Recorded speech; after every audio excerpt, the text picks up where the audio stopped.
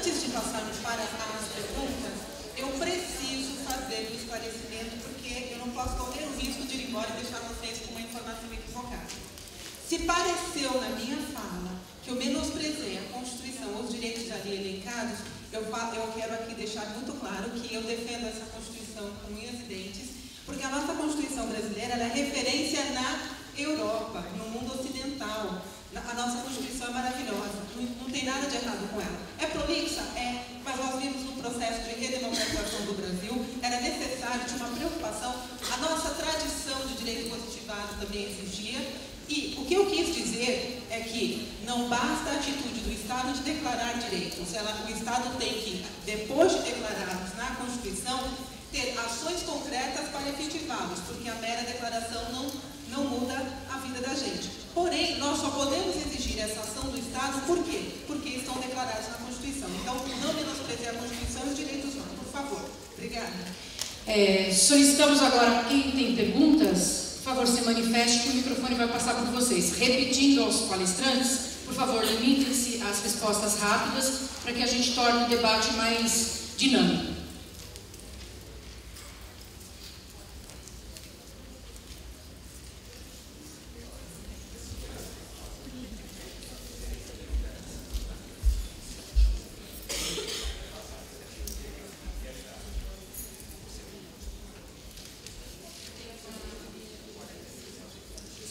Bom dia a todos. Senhores, meu nome é Fernando, eu sou estudante do curso de Direito aqui na UniABC e eu quero parabenizar os professores, em primeiro lugar, pelas palestras muito profundas e esclarecedoras, apesar do tempo. Professor Luiz Martins,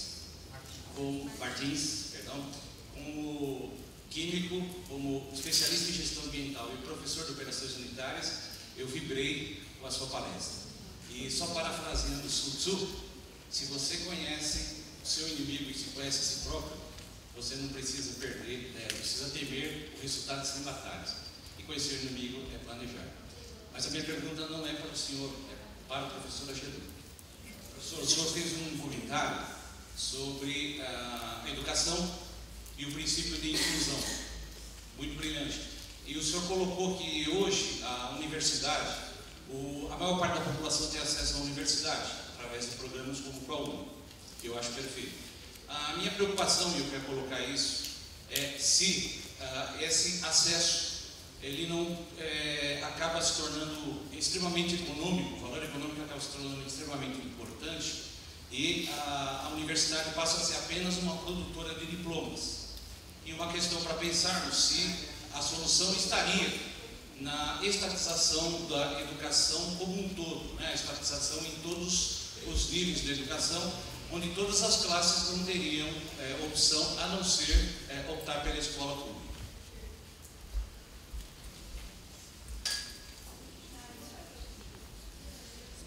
Luiz, não é isso? Ok, Luiz Fernando. Eu entendo que sim, que o ensino ele deve ser público, laico e que todos devam ter acesso a ele. Mas devemos, por outro lado, imaginar o seguinte: nós temos uma sociedade que historicamente ela é de exclusão. Recentemente houve uma preocupação mais acentuada no sentido de incorporar os contingentes marginalizados da sociedade para que eles, através dessas políticas públicas, pudessem gozar de direitos de cidadania. Essas políticas, como o ProUni, agora citadas, em que devam ser exigidos uma contrapartida dessas universidades que são subvencionadas com recursos públicos, no sentido de reforçar a qualidade do ensino, e o MEC ele deve fazer com que as universidades, para serem assim consideradas, apresentem pesquisa, ensino e extensão, mas no norte do tempo, no sentido de que essa escola ela seja universalizada. E é claro que se ela for de caráter público, vai se fazer com que ela deixe de ser mercadoria e passe a ser um direito do cidadão. Ora, todos os recursos disponíveis para a humanidade que se transformam em mercadoria, existe um processo de exclusão. Então, para que a inclusão efetiva se dê, imagino que é essa a direção da sua pergunta. É claro que quando a educação ela é uma oferta pública, sem discriminação, ela é mais efetiva. Mas eu entendo também que esse processo pode se encaminhar para ele, mas que no momento essas políticas agora adotadas, elas sinalizam que esse caminho é possível. Ou seja, que aqueles contingentes que jamais poderiam sonhar com a expectativa de uma formação superior, eles possam ter essa possibilidade.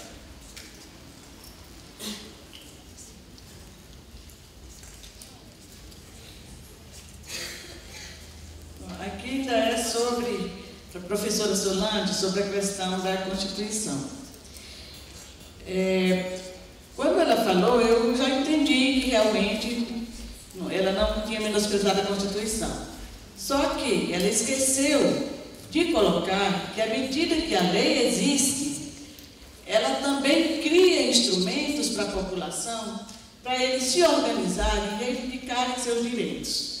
Porque é diferente um país em que não existe lei nenhuma, como na época dos militares, que nós já tínhamos uma inflação imensa e o trabalhador não poderia reivindicar nem o aumento de salário, nem para acompanhar a inflação, porque senão poderia ser preso, torturado e morto.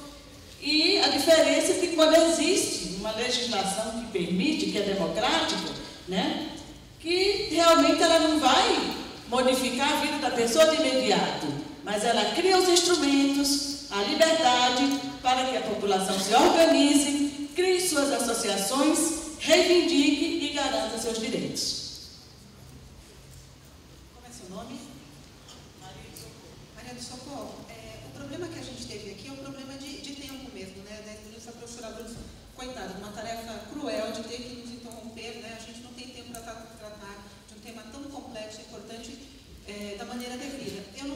Se isso não foi dito ou não ficou claro, que fique agora. Na verdade, quando eu disse que é um Estado democrático de direito, a ideia de um Estado democrático é um Estado que exige a participação popular na gestão da coisa pública. Ou seja, é um Estado que exige que permite que o cidadão possa elaborar projeto de lei, como foi o caso aqui da lei de ficha limpa.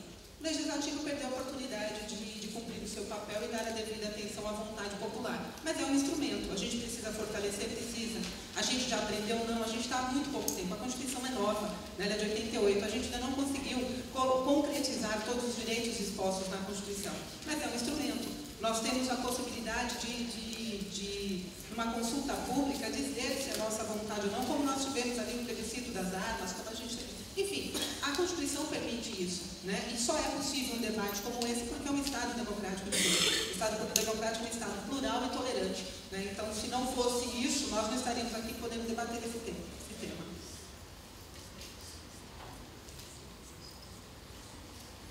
Bom dia. Minha pergunta para o professor Agenor. Pegando a fala do nosso colega em relação ao estudo. Aqui no Brasil, nós temos o estudo público. O professor afirmou que hoje nós temos mais facilidade para estar na faculdade. Concordo e discordo ao mesmo tempo. Concordo porque estou aqui, vim de um nível baixo, e discordo porque tem muitos colegas, muitas crianças hoje, no nosso Brasil, principalmente em São Paulo, passando de ano com muita dificuldade em muitas matérias, chegando na universidade, ficando em deficiência em várias matérias, sendo reprovados e tendo que ficar pagando por aquela matéria com deficiência lá de trás por causa do nosso governo. A outra observação que eu queria fazer aqui é em relação ao estudo em classes social diferentes. Se nós estamos falando de um meio de política pública, o meu dinheiro, se hoje eu tenho uma condição de pagar uma escola do meu filho diferenciada, isso afirma mais ainda que o nosso governo está deixando a deficiência nas nossas escolas públicas. Tenho uma criança da minha família, tem uma deficiência grande em matemática, e eu vejo os professores hoje, não por culpa deles, empurrando os alunos a passarem de ano com deficiência. A minha outra pergunta é para o nosso professor, já para eu entregar o microfone e ser rápida, o nosso professor Sardana, em relação à nossa Segurança. A segurança aqui, professor, eu vejo assim, né? O nosso São Paulo. A segurança em São Paulo, como o professor disse, existe muita política que discute a política na televisão e muitas das vezes nem sabe o que é política. E o que nós estamos vivendo, a política na rua, a segurança na rua, é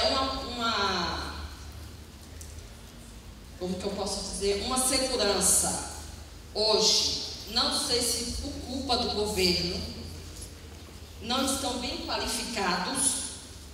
A maioria deles trabalham por fora em horários que não é permitido. Digo isso porque já peguei serviço deles, infelizmente. Hoje, a maioria dos comércios tem a proteção da própria polícia, pagando por fora, porque o nosso governo, infelizmente, não está sendo, não sei se é culpa do governo ou culpa da polícia. Então, eu gostaria de perguntar para o professor, onde está a deficiência nessa área da nossa segurança? Obrigada. Muito bem, sobre a educação que você perguntou. Lembre-se que há diversos níveis de governo. Se você localizar a questão de São Paulo, essas políticas têm sido adotadas há 16 anos já pelos governos do PSDB. Essas adoções dessas políticas, conforme eu havia mencionado na minha fala, elas têm como caráter uma política de classe que dá aos pobres uma educação de baixa qualidade e às classes ricas uma educação de qualidade, ou seja, os ricos eles vão ter uma educação para mandar e os pobres terão uma educação de baixa qualidade para obedecer. Se você se referir, por exemplo, à política do ProUni de inclusão das classes marginalizadas ao ensino superior, nós vamos falar de coisas diferentes. Portanto, as políticas públicas, elas podem ser ortodoxas, como essa regida em São Paulo, e que a população, voluntária ou involuntariamente, acabou por endossar, ou seja, teremos nos próximos 4 anos, pelo menos, a continuidade da aprovação automática, e essa deficiência ela vai se reproduzir de ano a ano.